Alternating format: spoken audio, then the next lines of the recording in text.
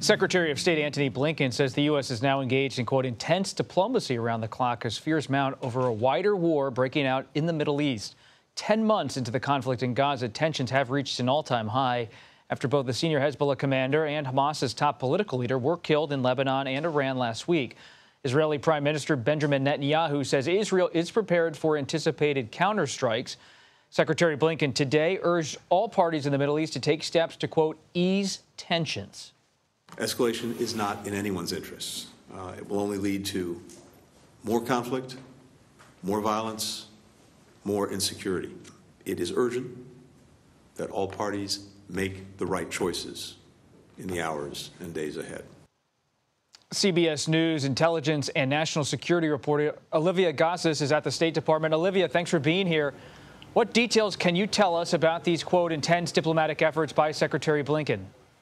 Sure. Well, yes, the U.S. is pulling all of the diplomatic levers it has right now with its Western partners, with Arab partners, with its Israeli partners to try to dial down tensions that have sharply escalated since those Israeli strikes in Lebanon and Iran on Hamas and Hezbollah leaders. The secretary is saying today that the message is simple. All parties need to demonstrate restraint and make the right decisions today. And a key way that he says the U.S. is working to make that happen is by trying to further those ceasefire talks in Gaza because it will be hard, if not impossible, to achieve diplomatic breakthroughs on any other front, whether with Lebanese Hezbollah or the Houthis in Yemen, absent a cessation of hostilities in Gaza. Of course, that looks right now to be a long shot. Talks over the weekend between an Israeli delegation and the Egyptian delegation broke up within a matter of hours, and there's well-reported rifts between Prime Minister Benjamin Netanyahu and his national security establishment, who are worried that the Prime Minister is not actually interested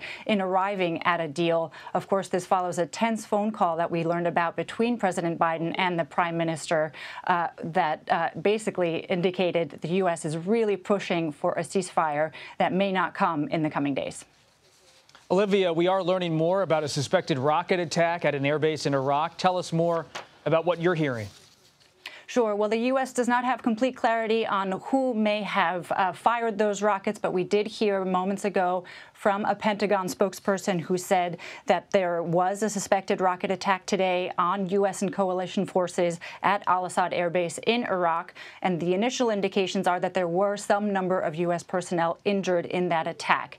Again, we don't know who launched the attack. We don't know how serious the injuries may be or how numerous they may be. But this was the worry that Iranian proxies potentially may have ensnared the U.S. in a broader response in this sort of escalatory spiral. This is, of course, the first time that U.S. personnel have been directly injured, apparently, since 3 U.S. service members were killed by a drone attack on a base in Jordan that resulted in 3 deaths and was apparently the work of an Iranian-backed militia. The U.S. took retaliatory strikes on positions in Iraq and Syria thereafter. And so there's a real concern that even as the full-scale retaliation that all are expecting to happen from Iran and its proxies in the coming days has not yet happened, the U.S. is already being drawn in a direct fashion by this rocket attack in Iraq.